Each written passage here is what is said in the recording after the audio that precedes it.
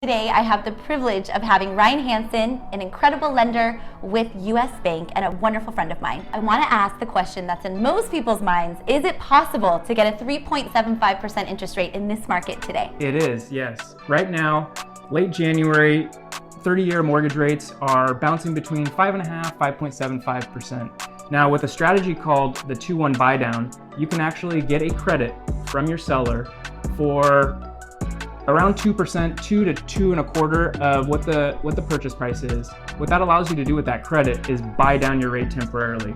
So say today you lock in a 30-year at 5.75. For that first year, you're actually 2 percentage points lower on your rate, so you'd be at 3.75. At the end of year 1 going into year 2, you adjust to 4.75, and then in year 3, moving forward to year 30, you're at 5.75%. The intention that within that time period you're refinancing?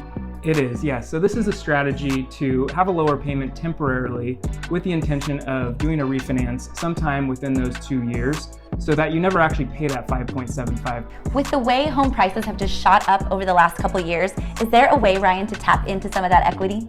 There is, yeah. The best tool in a market like this, when rates are high, a cash out refinance doesn't make sense. But a home equity line of credit is a great way to be able to tap into that equity and use it for a rainy day or any sort of expenses that you might need down the road.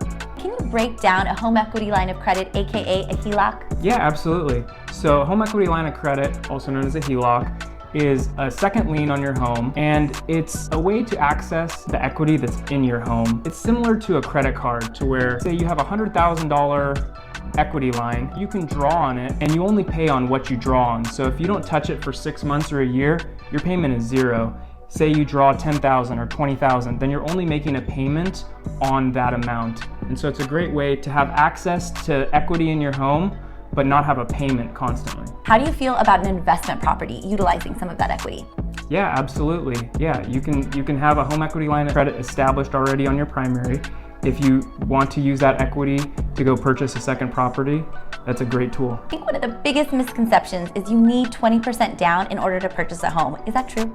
No, absolutely not. So I know it's a common misconception. You can put as little as 3.5% down on some loan products, and then conventional 5%, and then we have some portfolio products. You can put as little as 10% down up to $1 million, or even 15% down up to $1.5 million. So there's a lot of options.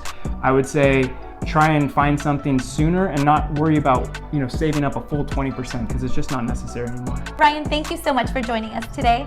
It was such an exceptional time being able to know all of the ins and outs about the financing market. Have a great one.